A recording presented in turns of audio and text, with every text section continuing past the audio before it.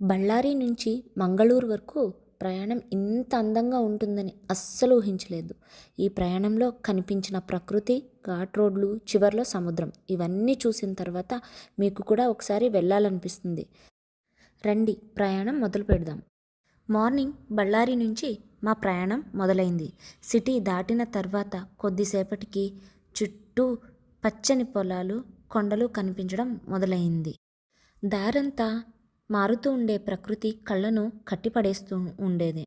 ప్రతి మలుపు ఒక కొత్త వ్యూ. ఎక్కడ చూసినా పచ్చదనం, చల్లని గాలి. ప్రయాణమే ఆనందంగా మారిపోయింది. నేచర్స్ లవర్స్కి అయితే ఈ ప్రయాణం ఒక మరిపిరాని అనుభవంగా మిగులుతుంది.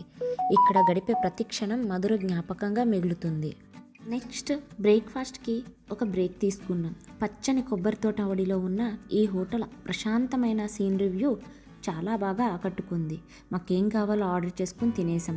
ఈ చెట్టును చూసి ఇది ఏం చెట్టో తెలియక సతమతమై గూగుల్నే సమాధానం అడిగా. ఈ చెట్టు గురించి మీకు ముందు వీడియోలో వివరిస్తా. అలా జర్నీ ముందుకు సాగుతూ ఉంది. పెద్ద పెద్ద లేక్స్కి ఒడ్డునే ఆనుకునున్న పట్టణాలు అబ్బా చూడ్డానికి కనువిందు చేశాయి.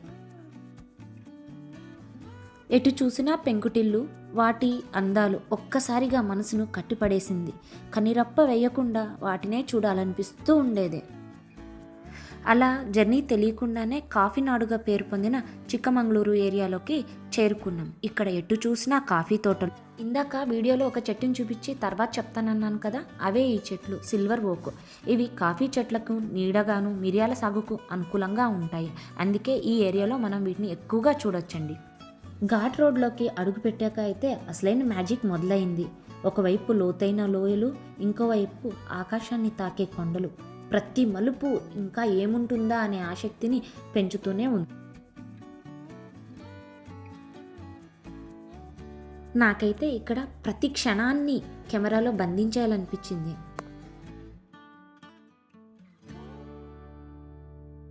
ఈ చార్మడి ఘాట్లోని అందాలను, ప్రకృతిని ప్రేమించే ప్రతి ఒక్కరూ జీవితంలో ఒక్కసారైనా చూడాల్సిన స్వర్గం. అలా హ్యాపీగా ప్రకృతిని ఎంజాయ్ చేసుకుంటూ ఉజిరేకి వచ్చాం. ఉజిరే నుంచి ధర్మస్థల దగ్గరే అని ధర్మస్థలకి వెళ్ళాం. ధర్మస్థల నుంచి ఉజిరేకి రిటర్న్ అవుతుంటే శ్రీరామ క్షేత్రం అనే గుడి కనిపించింది. సరే అని చెప్పి వెళ్ళి చూద్దామని చూస్తే చూడ్డానికి చాలా అద్భుతంగా ఉంది ఆ గుడి అయితే. మేము లోపలికి ఎంటర్ అయ్యాము. ప్రవేశం ద్వారం వద్ద నీరు క్షేత్రానికి స్వాగతం చెప్పినట్టుగా ఉంది. పక్కనే కొలను కూడా ఉంది. రాములు వారిని నామస్మరణ చేసుకుంటూ ఆలయానికి చేరుకున్నాం. ఇక్కడ సీతారాములు, భర్త శత్రుఘ్నులు, లక్ష్మణ ఆంజనేయ స్వాములు పట్టాభిషేక మాదిరిగా విగ్రహాలు దర్శనమిస్తాయి. ఇక్కడ పెద్ద హనుమాను, కృష్ణుడు, నవ దుర్గామాతలకి అలానే నవ గ్రహాలకు కూడా సపరేట్గా గుళ్ళనైతే చూడొచ్చు. గుడి వెనకాల నాగేంద్రుల వారి శిలా విగ్రహాలు ఉన్నాయి. గుడికి ఫస్ట్ ఫ్లోర్లో అయితే సాయిబాబా విగ్రహము, ఇంకా అలా చాలా విగ్రహాలు ఉన్నాయి. చాలా బాగుంది చూసేకైతే. అంత పాలరాతితోనే నిర్మించబడి ఉంది ఈ గుడి. చూడడానికి చాలా చాలా చాలా అందంగా ఉంది. మీరు కూడా ఎప్పుడైనా ధర్మస్థలకి వెళ్తే ఈ క్షేత్రాన్ని మాత్రం మిస్ అవ్వద్దు. చివరికి ఎన్నో గంటలు ప్రయాణం చేసిన తర్వాత మంగళూరుకి అయితే చేరుకున్నాము. సముద్రం గాలి తాకిన ఆ క్షణం ఇంత దూరం ప్రయాణం చేసిన అలసట మొత్తం మాయమైపోయింది. బీచ్ అందాలు, అలల శబ్దాలు, సన్సెట్ మాటల్లో చెప్పలేనంత హాయిగా అనిపించింది. రూమ్కి రాగానే మా వాళ్ళు డ్రెస్ చేంజ్ చేసుకొని బీచ్లో ఎంటర్ అయ్యి ఫుల్గా ఆడేసుకున్నారు. వాటర్తో ఫుల్గా ఎంజాయ్ చేశారు. వద్దు అన్న మన మాట వినేదే లే వాళ్ళు. ఫుల్గా ఆడుకుంటూనే ఉన్నారు. ఇలాగా వాళ్ళు ఆడుతూ ఉన్నారు. టైం ఎలా అయిందో కూడా నాకైతే అర్థం కాలేదు. సముద్రం చూడంగానే ఒక్కసారిగా లైఫ్ అంతా ప్రశాంతంగా అనిపించింది. అలల్లాగే మన జీవితంలో కూడా కష్టాలు వస్తూ ఉంటాయి, పోతూ ఉంటాయి. మనం చాలా స్ట్రాంగ్గా నిలబడాలి. ఈ సముద్రం చూడంగానే నాకు గుర్తొచ్చింది అదే. చూస్తూ ఉండంగానే చాలా టైం అయింది. ఇక సరే అని చెప్పి రూమ్కి వెనక్కి వచ్చాము.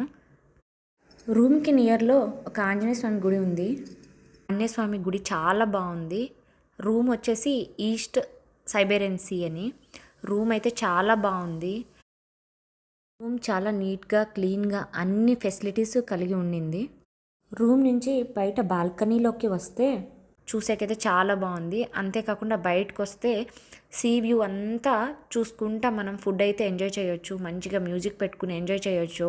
చాలా బాగుంది. పిల్లలతో హ్యాపీగా స్పెండ్ చేసేయచ్చు టైంని. బయటంతా కూర్చుని ఫుడ్ తింటూ మ్యూజిక్ వింటూ సముద్రాన్ని చూసుకుంటూ అబ్బబ్బబ్బా మర్చిపోలేము అసలు. చాలా బాగుంది అయితే. వెలుగున్నప్పుడే కాదు, నైట్ కూడా దూరంగా ఉన్న షిప్స్ని చూస్తూ అలల శబ్దాలు వింటూ నైట్ వ్యూను కూడా చాలా హ్యాపీగా ఎంజాయ్ చేయొచ్చు. మంగళూరు ట్రిప్ డే 1 ఇలా అయితే గడిచింది. డే 2 ఏం జరిగిందో తెలుసుకోవాలనుకుంటే రంగుల చిలక టేల్స్ను సబ్స్క్రైబ్ చేసుకోండి. వీడియో నచ్చితే ఒక లైక్ చేయండి. ఇలాంటి మరింత అందమైన జర్నీ కోసం స్టే ట్యూన్ ప్లీజ్.